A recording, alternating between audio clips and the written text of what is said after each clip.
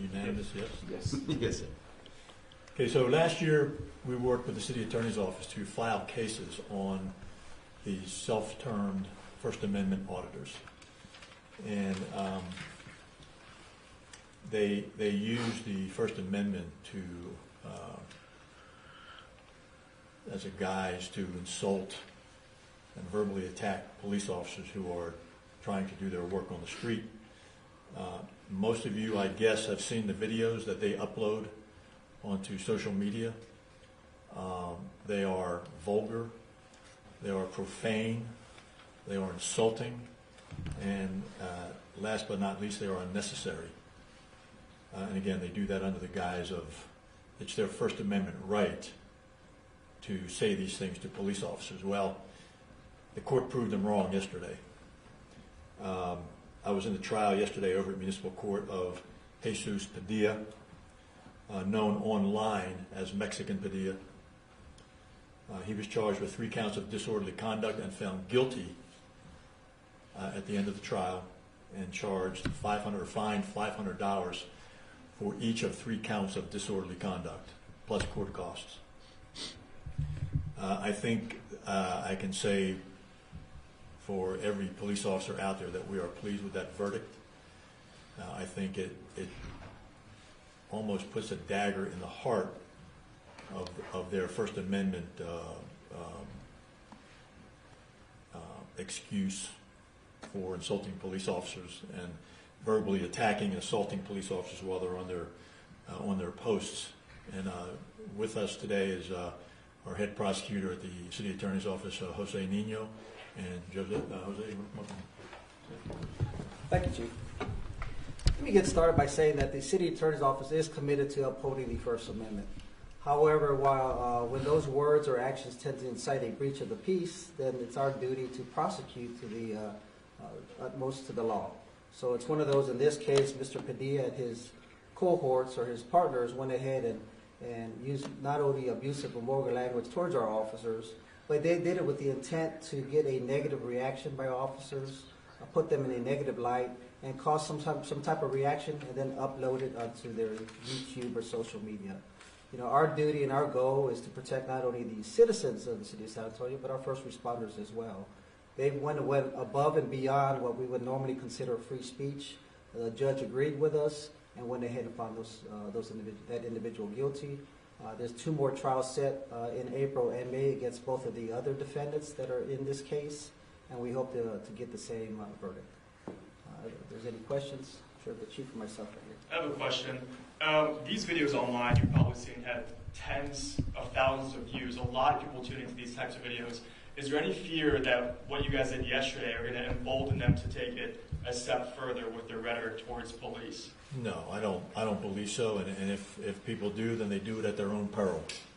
Again, I think the court spoke loudly and clearly yesterday as to what their First Amendment rights are and aren't.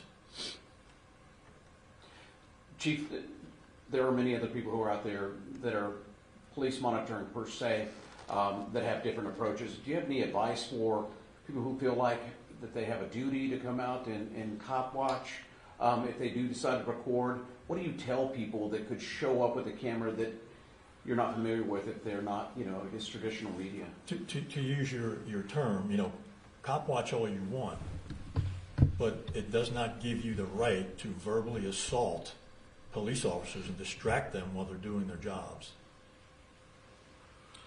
You've probably seen there's a whole community of people who there's a relationship towards police where they feel like you guys maybe aren't always doing the right thing. Their words, not mine. Is there a sense of trying to repair that relationship with that portion of the public and restore that feeling of, hey, we're community police officers, we're here to serve and protect you guys? Is there a sense of that olive branch coming across? We are held to the highest standards and to the highest accountability in many, many ways. And anyone who wants to monitor us or audit us is more than welcome to do it.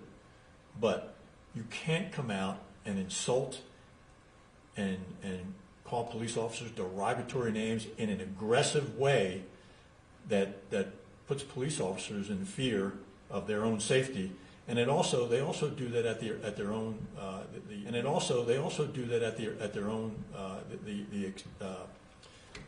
at the expense of their own safety as well. And you try to evoke that kind of reaction to the point where you're almost nose to nose with a police officer and doing it in an aggressive way. That is not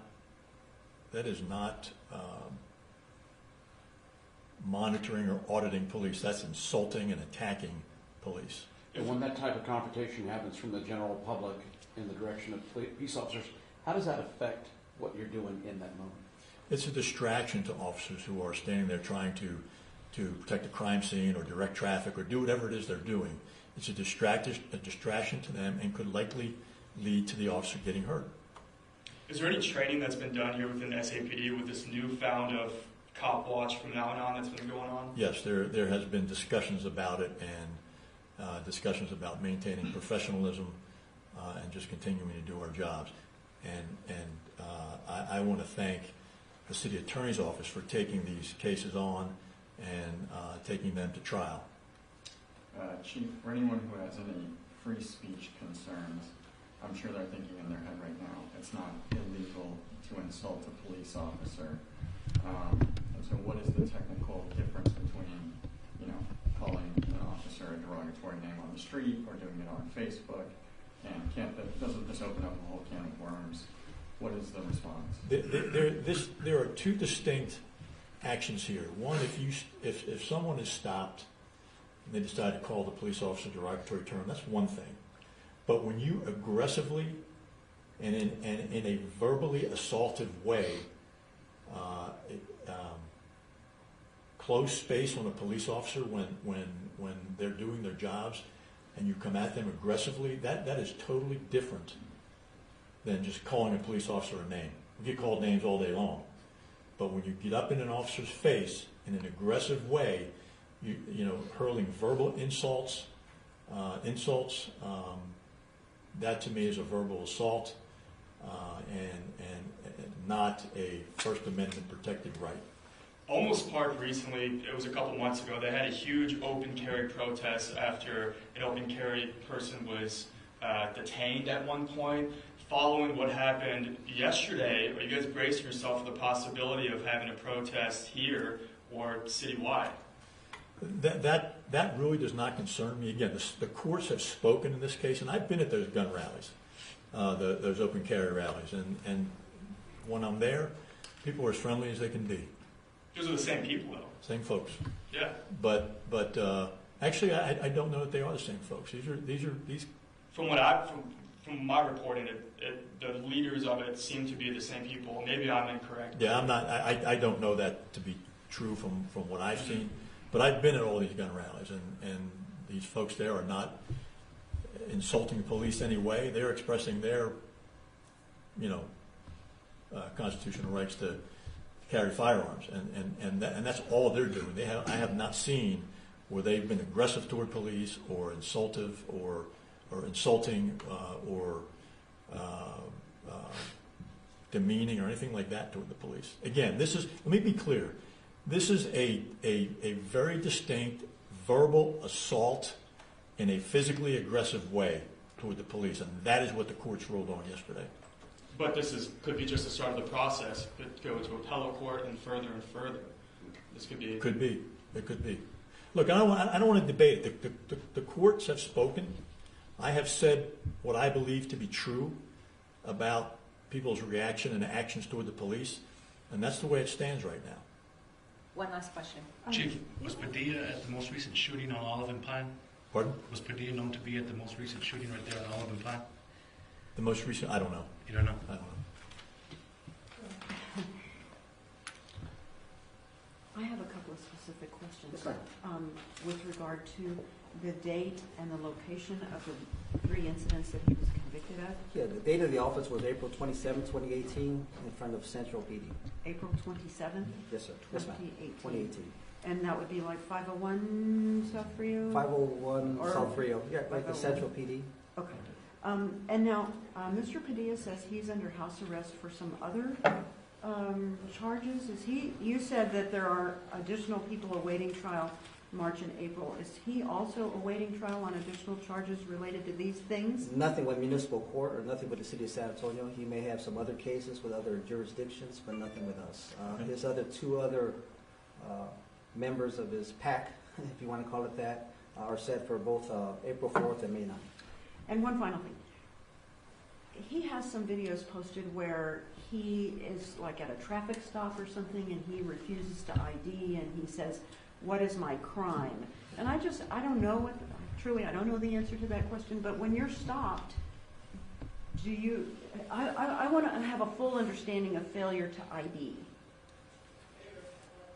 You have to identify Jay, yourself? do you want to take that, Joe, from a legal perspective? I mean, it's one of those, when you have a proper stop, and that could be a speeding violation, and the officer asks for your identity, then you need to identify yourself. If you don't identify yourself, then the officers have their own policy and protocol to take care of. If they can't identify you, depending on the charge, they may release you all based on their discretion, or they may have to take you in, depending on the circumstances. So every case is different. Right. And officers always have a lot of discretion. Always. One other question. Speaking of other agencies, I know Jesus Padilla has had some run-ins with the Leon Valley Police Department as well. Have you spoken with their chief or any other chiefs about these guys, and has there been any communication about how to handle them? There was communication when they were hanging over in Leon Valley, yes. But, I mean, every police officer out there knows what these guys are up to. And I'm sure by today, or at least by the time you'll run your stories, every police officer will know what happened in court yesterday, which I think is important. Do you know of any other cities that are dealing with? They're all dealing with it. I mean, you go online, you can see they're dealing either from West Coast to East Coast. Thank Thank you. you. Thank you. Thanks, everybody.